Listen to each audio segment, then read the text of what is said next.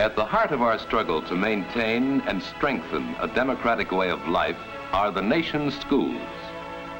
Now as never before, American education is challenged to help prepare the new generation for the vital business of acting as free individuals in a free society.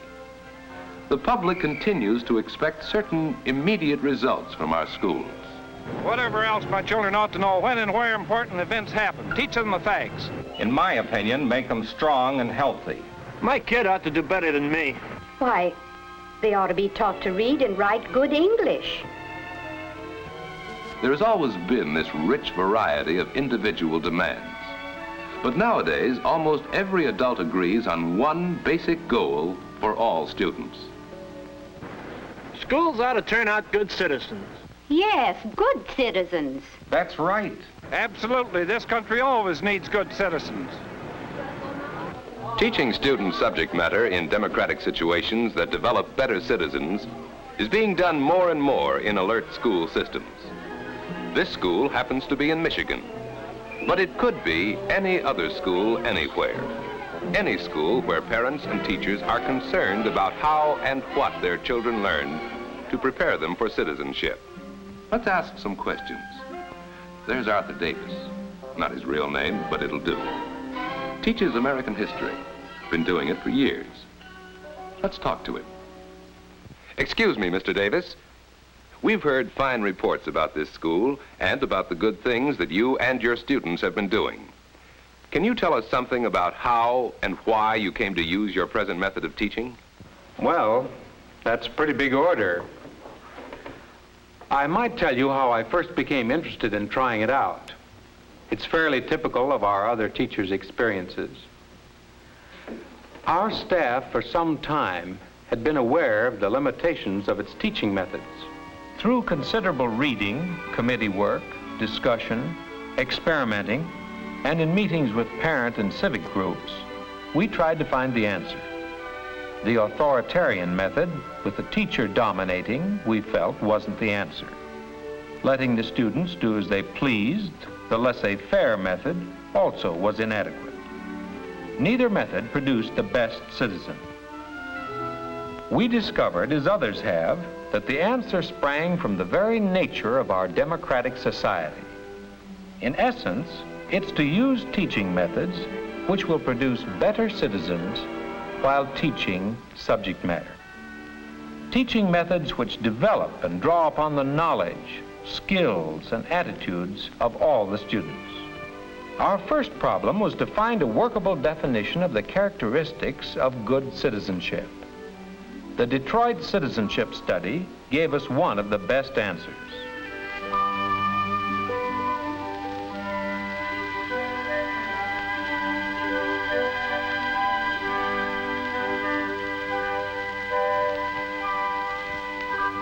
But what interests us is, how do you develop these qualities through a regular school program? Well, suppose we take last year's class. No group is identical, of course, but it was an average group. Davis felt the familiar excitement that every teacher feels at the start of a new term.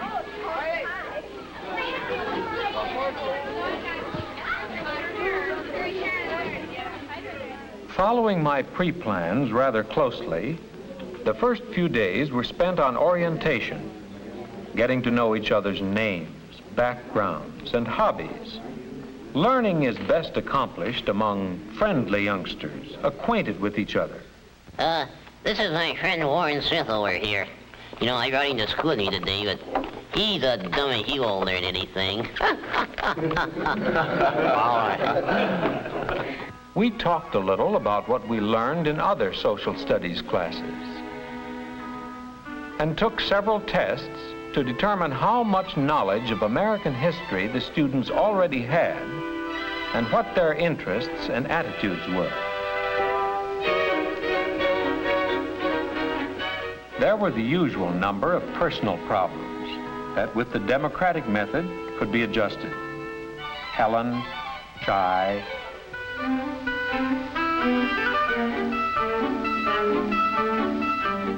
Al, domineering and ignoring others' rights, and Harold Corey, Harold always running away from facts.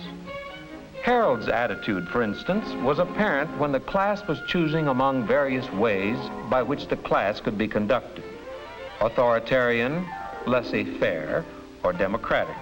So how can we run a class democratically? Everyone's for himself. They discussed it from every conceivable angle.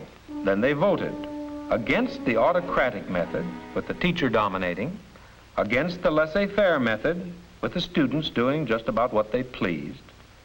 And they settled for the democratic pattern: shared responsibility, mutual respect, with the teacher as a resource, a consultant, and a guide to better learning.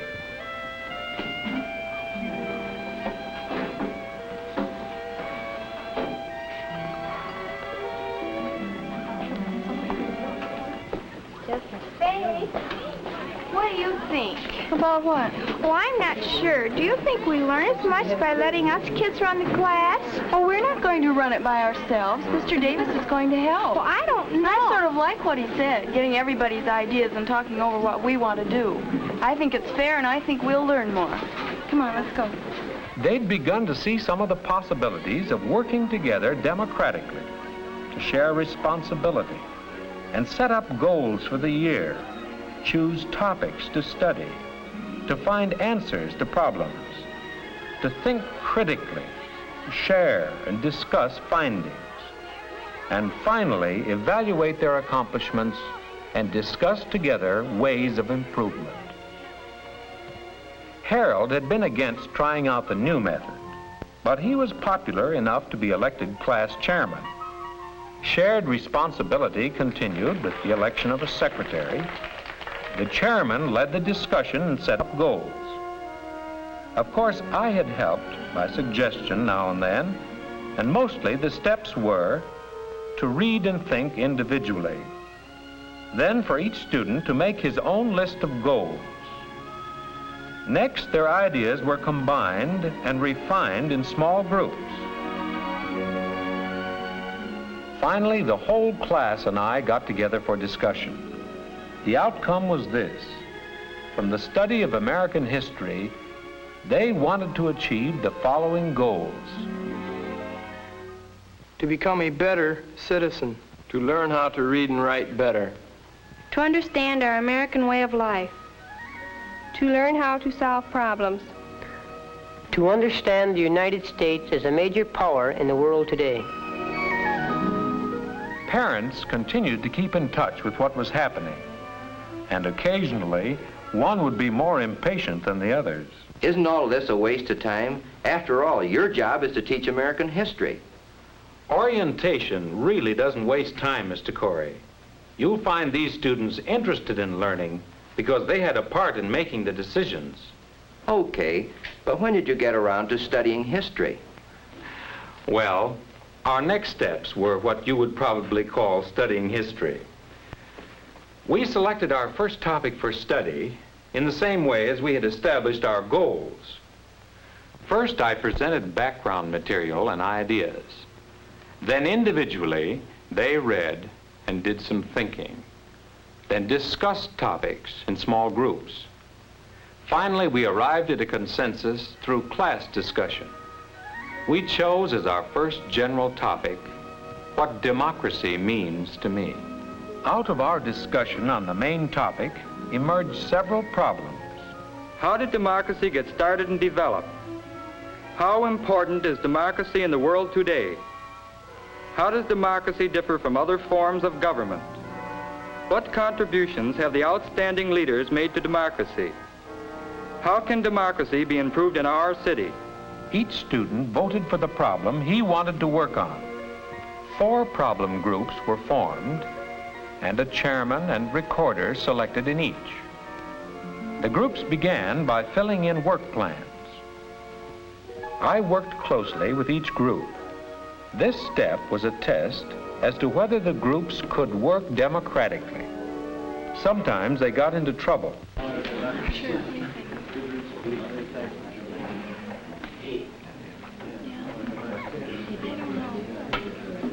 think I'd like to preview those film strips on the Constitution. No, I want to do that.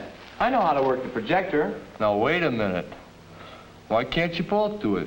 Janie knows about the film strips, and Al, you're good with the projector. That sounds like a good way to do it. Yeah, how about it, Al? Well, I guess you're right.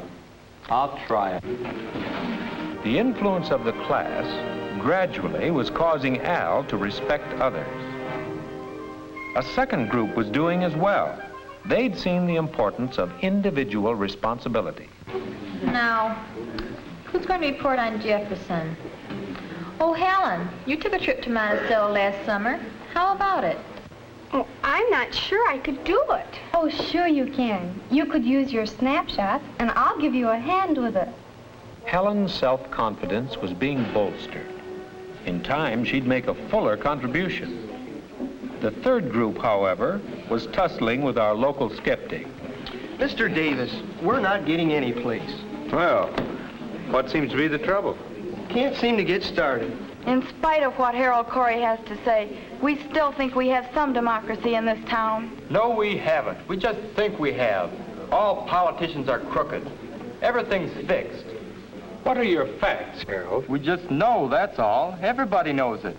Faye, do you have any facts to prove your point? I'm sorry. We'll never get any place this way. Why don't you give us an assignment, Mr. Davis? Now, just a minute, folks. Faye says our community is democratic. Harold says it isn't. Now, they both can't be right. How can we find the truth? Look, we talked about what democracy meant in orientation. Now let's talk with people around town here and see what they think. Do some more reading on it and discuss it again. I think we ought to know for sure what we're talking about. A very good idea, Warren. How about the rest of you? Shall we do it? Yes, that's a good idea. Why couldn't we visit the mayor for the first thing? They were learning a basic lesson. Democracy doesn't operate by itself in a vacuum. Critical thinking based upon facts is very important. And so they worked, they struggled, they planned, and they grew. Each group was now engrossed in its problems. Students found the library a valuable source for needed information. Outsiders may have been surprised at their eagerness, but for teachers using this method, it's a familiar and rewarding result. Local citizens had to think twice when asked to compare democracy with other forms of government. The community's mayor and city manager were interviewed by one of our groups.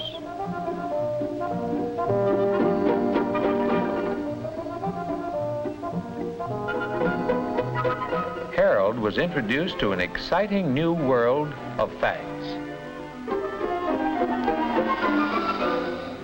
While each individual talent found a way to contribute, each group organized its growing mass of information. Our class had become a team, and every student was the better for it. The projects were nearly complete. At last, each group made its report. Helen? Thank you. This is Station WUSA. Today we have a most unusual program featuring early leaders of our democracy. The year, 1787. Our speakers, George Washington, Thomas Jefferson, and Alexander Hamilton. The topic for discussion is the need for a federal constitution. Mr. Washington will present his views first. Madam Chairman, fellow countrymen, the reasons for a federal constitution are social, economic, military, and political. I shall discuss these one at a time. Our group worked on the problem, how did democracy get started and develop? Our report is built around a series of film strips in Chapter 3 in our textbook.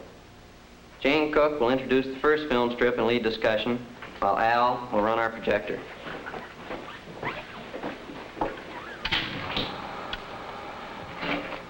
Our group has studied the problem, how can democracy be improved in our city?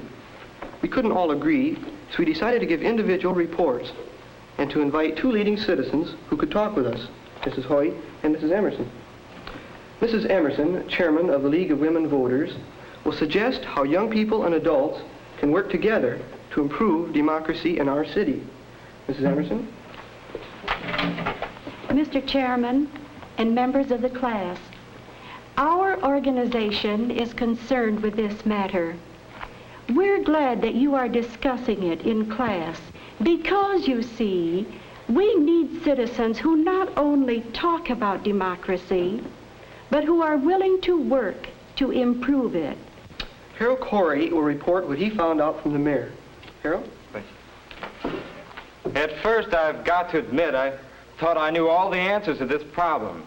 Then we visited the mayor. The mayor changed my mind about a lot of things. He had solutions to several problems. They were... Well, Harold's father should have heard that. He wanted Harold to learn the facts. Class discussion following each of the reports revealed some important conclusions. Interest was greater. Facts were learned better and remembered longer because they were related to very real, everyday problems. This was also clearly shown through various kinds of evaluations by the entire class, on worksheets by each group,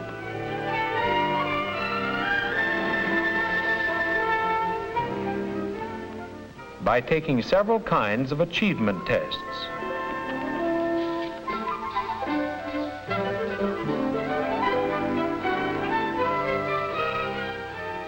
And through teacher-pupil conferences between myself and each student.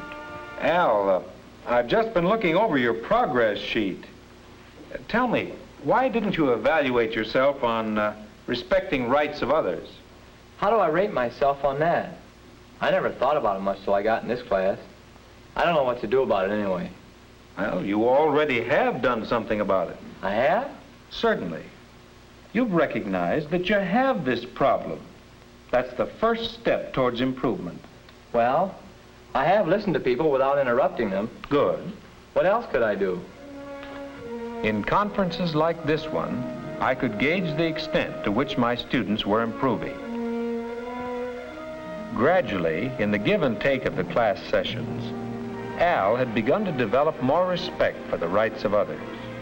Helen gained self-confidence and became a responsible member of the group. Harold, in making skillful use of information, was reaching towards maturity. In this class, some grew a great deal, some grew a little, but all gained something from their experience.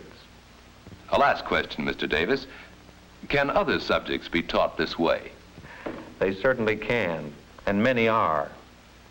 Actually, I haven't been talking just about American history.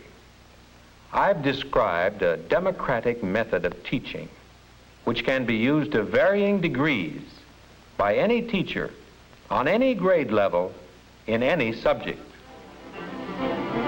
For example, here is a third grade on a field trip which they have planned to get first-hand information about their questions in science. Here's a sixth grade class sharing their findings as to how fractions are used in their homes. Here's a Latin student and his teacher evaluating his progress through a teacher-student interview. It's true, there are easier ways to teach, but I know of no more effective way to help our students learn. Not only to learn more facts, but to learn how to put democracy into practice. These days, parents and teachers alike realize it must be their serious concern to help our young people become better citizens. For democracy is not only an effective use of facts, but a dynamic way of people living and working together. America's youth, our next generation, must be prepared to help build their future. A vital step in that direction is practicing democracy in the classroom.